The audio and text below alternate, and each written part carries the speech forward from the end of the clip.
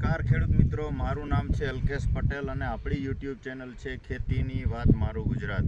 આપણી દુકાનનું નામ છે Hindustan agro seeds Kalavad, proper Kalavad, તાલુકો કાલાવડ, જિલ્લો જામનગર. મિત્રો આજે તારીખ છે 15/9/2024. આજે આપણે ફિલ્ડ વિઝિટમાં હતા. આપણે આને 4 દિવસ અગાઉ 11 તારીખના રોજ આપણે દવાનો છંટકાવ કરેલો છે. ચૂસિયાનો એટેક વધારે આવી ગયો હતો. આની અંદર ચૂસિયાનું પ્રમાણ વધારે હતું, એટલે આની અંદર આપણે જે કેડીએમનું આવે છે ટોલ્ફિન પાયરાઇડ, આપણે જે ઓની અંદર વિડીયોમાં પણ માહિતી આપી છે, અને એમની સાથે આપણે અપાયું છે સિગ્મા કંપનીનું ઢાલ અને સ્ટીકર. આ 3 દવાનો છંટકાવ કરેલો છે.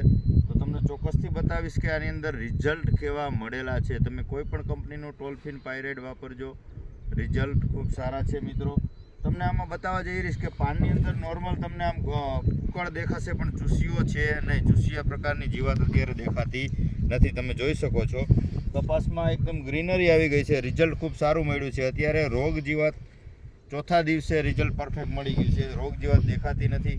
આ જે પાન કુકડાય છે એ અગાઉના છે. અત્યારે નવું કોઈ જાતનું ચૂસિયા પ્રકારની જીવાત આની અંદર દેખાતી નથી. તમે જોઈ શકો છો કે પાનની અંદર કુકળ જરૂરથી દેખાશે, પણ ચૂસીઓ જે છે અમુક નોર્મલ છે, સાવ છે. બાકી રિઝલ્ટ ખૂબ સારું મળી ગયું છે. મિત્રો તો તમને ભલામણ છે મિત્રો કે તમે કોઈ પણ સારી કંપનીના ચૂસિયાનો એટેક હેવી છે તો અત્યારે સમયસર આપણા એરિયામાં, આપણા વિસ્તારની અંદર જે પ્રકારનો રોગ હોય, ચૂસિયો હોય, સફેદ માખી હોય, તો એ મુજબનો છંટકાવ યોગ્ય ચોક્કસ વહેલી તકે કરશો, જેથી કરીને આપણા પાકને ક્યાંય ને ક્યાંય જે છે એ બચાવી શકાય. મિત્રો હેવી એટેક અત્યારે છે. અત્યારે જ કપાસની કાળજી કરવી, જે દેખરેખ રાખવી ખૂબ જરૂરી છે. મિત્રો ફ્લાવરિંગ પણ હવે ધીમે ધીમે ઘણા ખેડૂત મિત્રોનું એવું કહેવાનું હતું કે ભાઈ આની અંદર હજી કપાસમાં ફ્લાવરિંગ દેખાતા નથી. તો નવા ફ્લાવરિંગની પણ શરૂઆત થઈ ગઈ છે. તો કોઈએ ખોટી ઉતાવળ કરી કપાસ કાઢી અને બીજા વાવેતર કરવાનો આગ્રહ રાખવો નહીં. આ વરસાદમાં વધારે પડતું નુકસાન થઈ ગયું તો કપાસ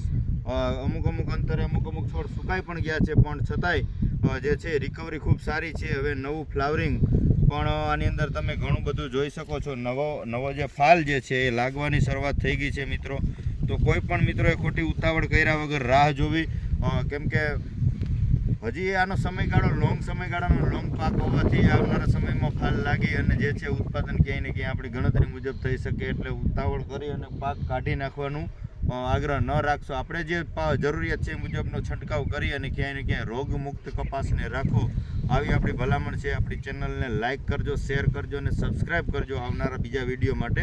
આવતીકાલે મળશું મિત્રો. ત્યાં સુધી મને રજા આપશો. જય જવાન, જય કિસાન.